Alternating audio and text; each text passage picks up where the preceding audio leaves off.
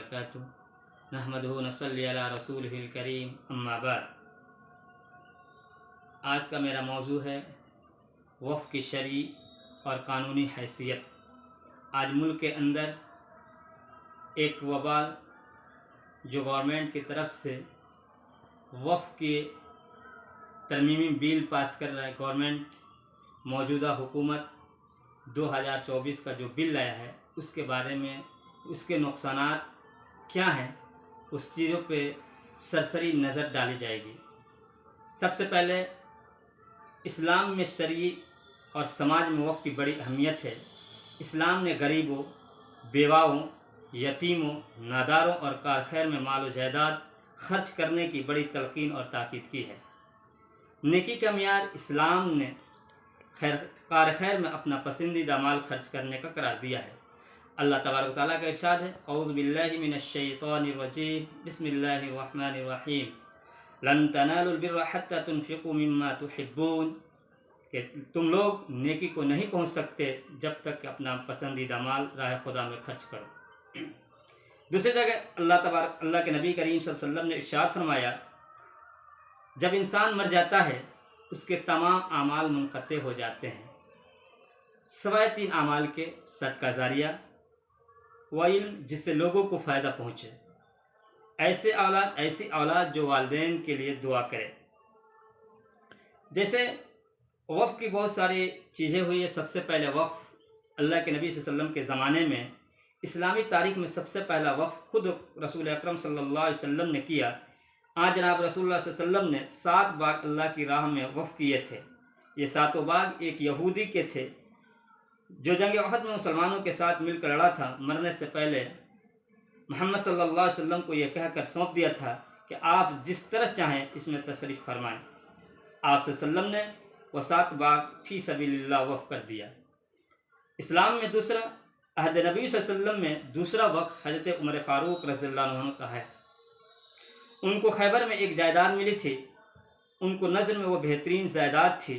उन्होंने इसे फ़ी सबीलिल्लाह सदका करने का इरादा किया और नबी करीम सल्लल्लाहु अलैहि वसल्लम से मशवरा किया तो आप सल्लल्लाहु ने फरमाया, अगर तुम चाहो तो उसकी असल को बाकी रखो और उसके मुनाफे को सदका कर दो।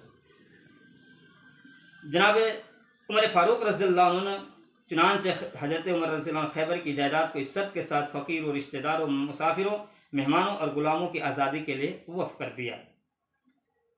तीसरी इस्लामी तारीख़ में तीसरा वक़्फ़ हज़रत उस्मान गनी रज़ियल्लाहु अन्हु का था जो हुज़ूर पाक सल्लल्लाहु अलैहि वसल्लम के दामाद भी हैं। मदीने में लोगों के लिए पानी का किल्लत थी तो उन्होंने हज़रत उस्मान गनी रज़ियल्लाहु अन्हु ने रूमा नाम का कुआं ख़रीदा और उससे अपने इस्तिफ़ादे के साथ लोगों के लिए वक़्फ़ कर दिया। चौथा वक़्फ़ हज़रत अली रज़ियल्लाहु अन्हु का था। उन्होंने अपनी जायदाद में से चश्मे को आम लोगों के लिए वक़्फ़ किया था। उसका मतवल्ली हज़रत हुसैन रज़ियल्लाहु अन्हु को बनाया था। पाँचवा वक़्फ़ अबू बकर सिद्दीक़ रज़ियल्लाहु अन्हु था। उन्होंने मक्का में अपना घर वक़्फ़ अलल औलाद किया था। इस तरह बहुत से सहाबा किराम रज़ियल्लाहु ताला अजमईन ने वक़्फ़ के सिलसिला इसी तरह में सहाबा किराम ने हिस्सा लिया, जिसमें से Abu Darda Ansari, Abu Talha Ansari, Abdurrahman ibn Auf और इसी तरह से उमर इब्न खालिद इब्न वलीद, काब इब्न मालिक रज़ियल्लाहु अन्हु ने औफ़ की बहुत सारी चीज़ों को उन्होंने वक़्फ़ किया। उसके बाद सहाबा के बाद तबे ताबीन की सिलसिला शुरू रहा। उसके बाद मैं आता हूँ असल मकसद पे, जो 1857 में जब अंग्रेज़ हुकूमत मुसलमानों की हुकूमत को ख़ात्मा करने के इक़्तिदार पर कब्ज़ा किया तो हुकूमत के तमाम इमलाक उनके मिल्कियत में चली गई, यानी कि पूरे मुल्क उनकी मिल्कियत में चली गई। बहुत से वक़्फ़ की जायदाद पर भी कब्ज़ा कर लिया। मुसलमानों के एहतजाज करने पर उन्होंने बाकी वक़्फ़ की जायदाद पर मुसलमानों के इस्तेहक़ाक़ तस्लीम किया और 1863 में एक्ट दफ़ा 20 के तहत वक़्फ़ जायदाद की तौलीद मुसलमानों के हवाले की। आज़ादी हिंद के बाद औक़ाफ़ की जायदाद की हिफाजत का मसला फिर से दरपेश हुआ।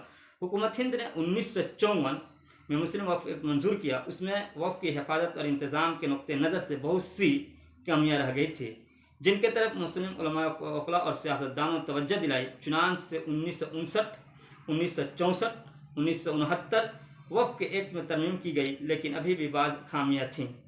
उनके इस्लाह के लिए 1995 में नई मुस्लिम वक्फ एक्ट मंजूर हुआ और उसमें भी 2010-2013 में इस्लाहियात तरमीम की गई थी। जस्टिस राजेंद्र सचर कमेटी ने अपनी रिपोर्ट में मुसलमान वक्फ की हिफाजत और इंतज़ाम से मुतल्लिक जो तजवीज़ पेश की थी उनका भी लिहाज किया रखा गया। उसके बाद मौजूदा हुकूमत ने पार्लियामेंट में मुस्लिम वक्फ के सिलसिले में नया बिल 2024 में पेश किया, जो कि सरासर मुसलमानों की शरीयत पर हमला था। उन्होंने मुसलमानों से छीनकर बहुत सारी इन लोगों ने कमियां, जिसमें से एक 2024 की 2 दफ़ा तजवीज़ आई थी, उसमें 1995 सबसे पहला इसमें नुकसान ये है कि ये मुस्लिम जो इसका नाम ही चेंज कर रहे हैं। दूसरी नुकसानात ये कि ये कह रहे हैं कि इसके अंदर जो मुस्लिम की शराइत हटा दी गई है कि कोई भी मेंबर होंगे, जो मेंबर होंगे वो उसका कुछ नहीं है कि मुसलमान ही 2 गैर मुस्लिम को रखना होगा। ये सरासर ये मुस्लिम के शरीयत के ख़िलाफ़ है और इसकी जिम्मेदारी जिला कलेक्टर की दी गई है कि ये जिला के कलेक्टर तजवीज़ करे, छानबीन करेगा, उसकी सर्वे करेगा और सर्वे के मुताबिक इसमें सारी चीज़ों को नहीं पाई जाएगी जो शराइत इन लोगों ने रखा है, तो वो खुद कह सकता है कि ये ज़मीन वक्फ की नहीं है।